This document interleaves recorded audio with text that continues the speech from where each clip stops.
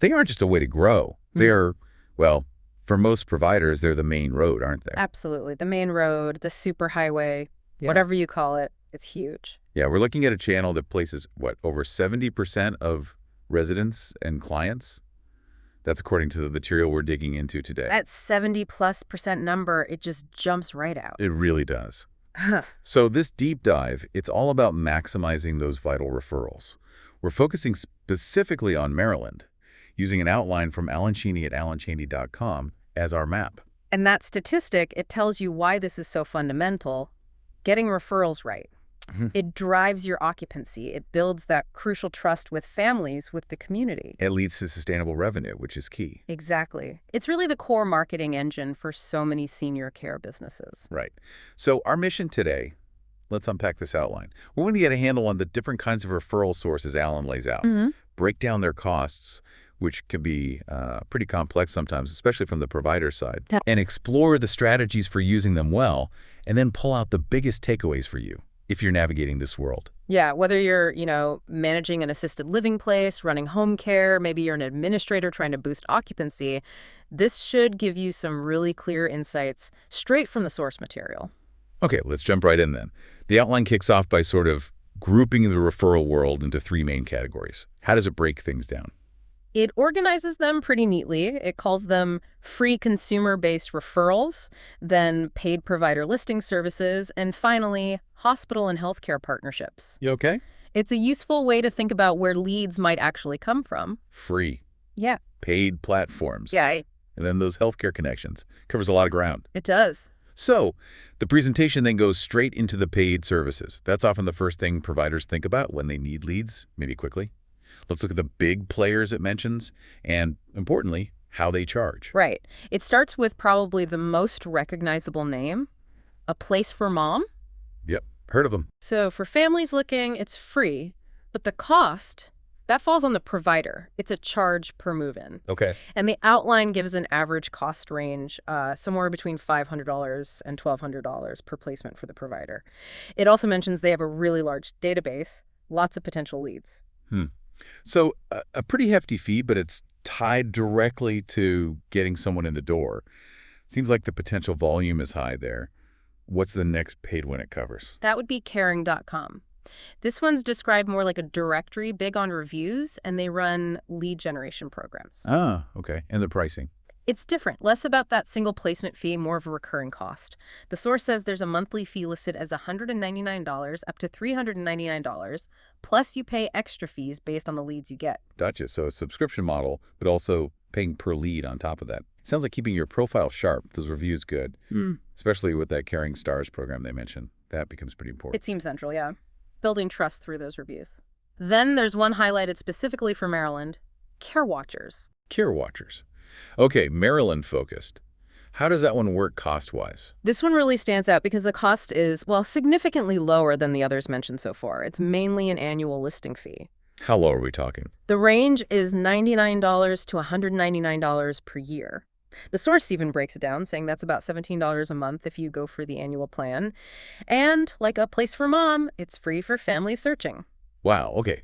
That is a dramatically different price point. Seems like a very accessible way to get listed, especially if Maryland is your primary market. Absolutely. It definitely lowers the barrier for getting your name out there online. And then the outline talks about Care Patrol.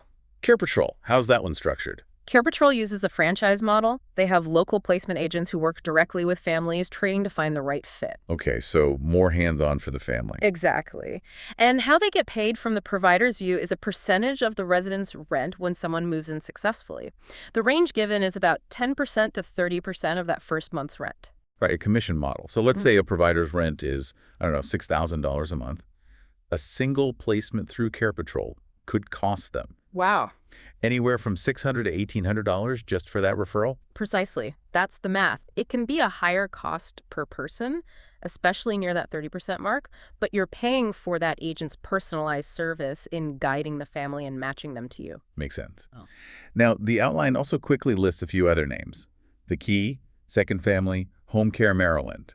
Are those also paid referral services? That's a good question. Actually, the outline clarifies that. They aren't referral services in the same sense, like generating leads for providers in the way the others do. Ah, okay. They seem to be there more as examples of different kinds of providers in the market. Like the Key is mentioned as a premium care agency example. I see. Second Family as a regional home care agency known for good reviews, and Home Care Maryland as a hospital-affiliated home health agency that actually receives referrals from healthcare pros.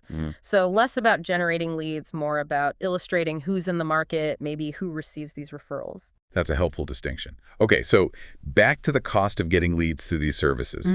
The outline pulls these costs together. It's quite a range. It really is. Just based on the presentation. A Place for Mom, looking at maybe $700, $1,200 per move-in. Right. Caring.com, that $199, $399 monthly base, plus those lead fees.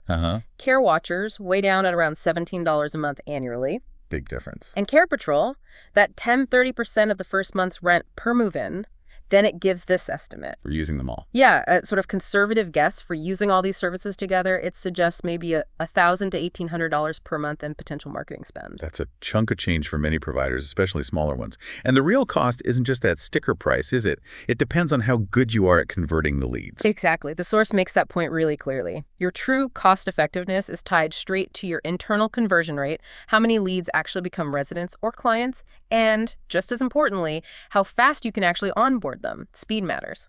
So those are the paid channels. Speed, volume, but with a definite cost.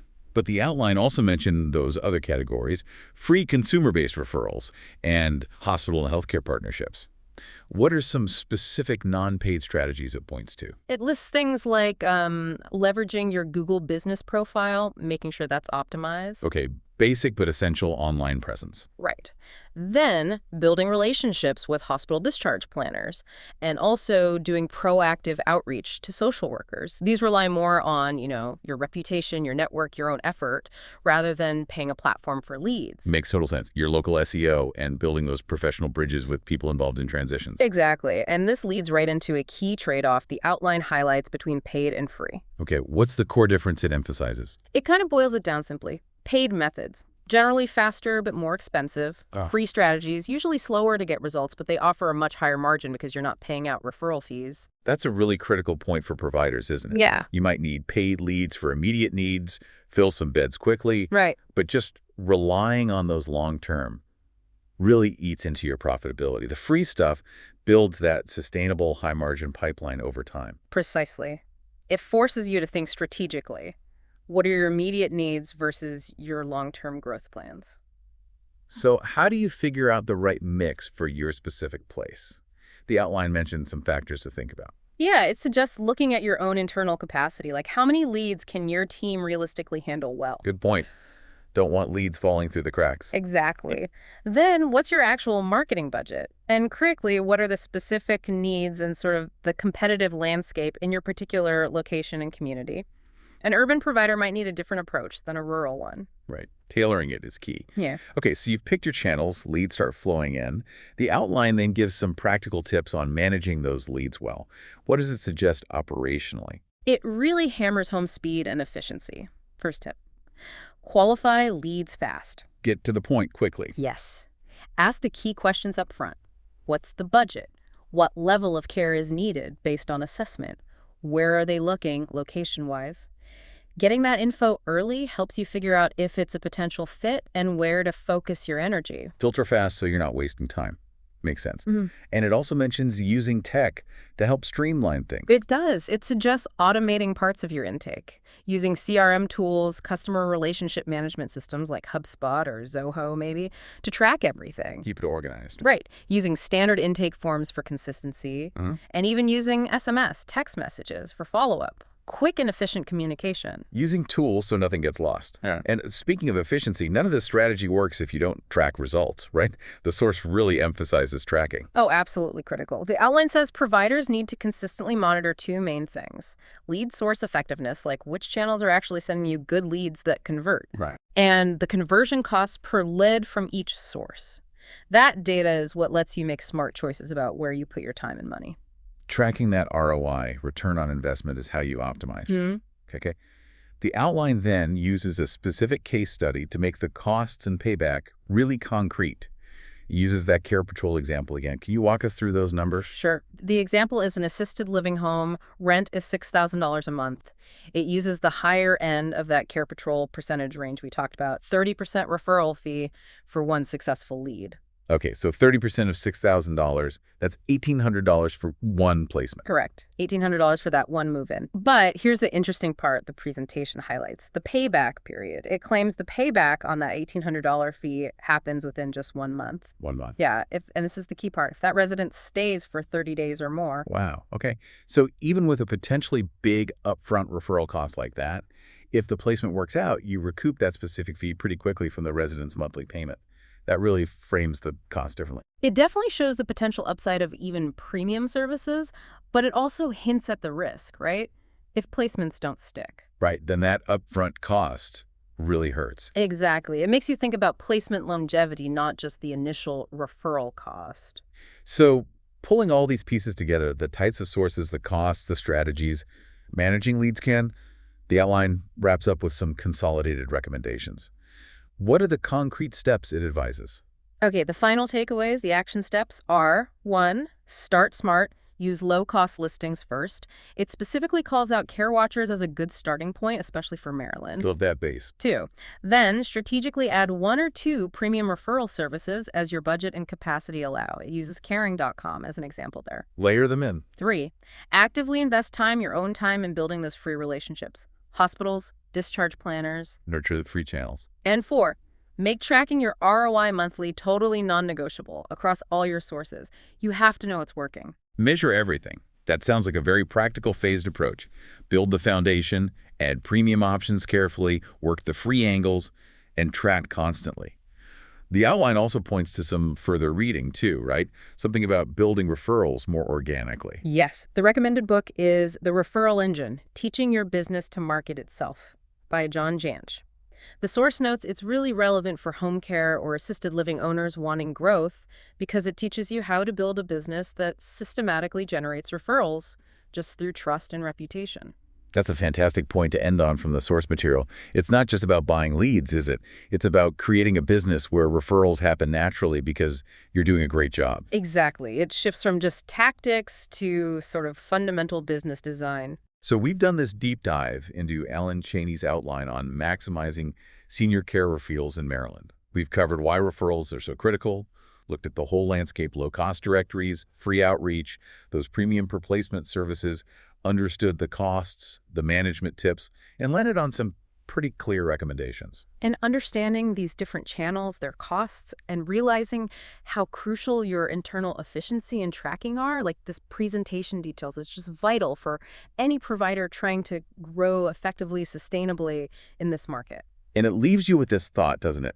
If that 70% plus figure is right, and the cost per placement can swing so wildly from basically your time building a hospital relationship, maybe a few dollars for a low-cost listing, up to potentially $1,800 or more for a single premium placement, like in that case study.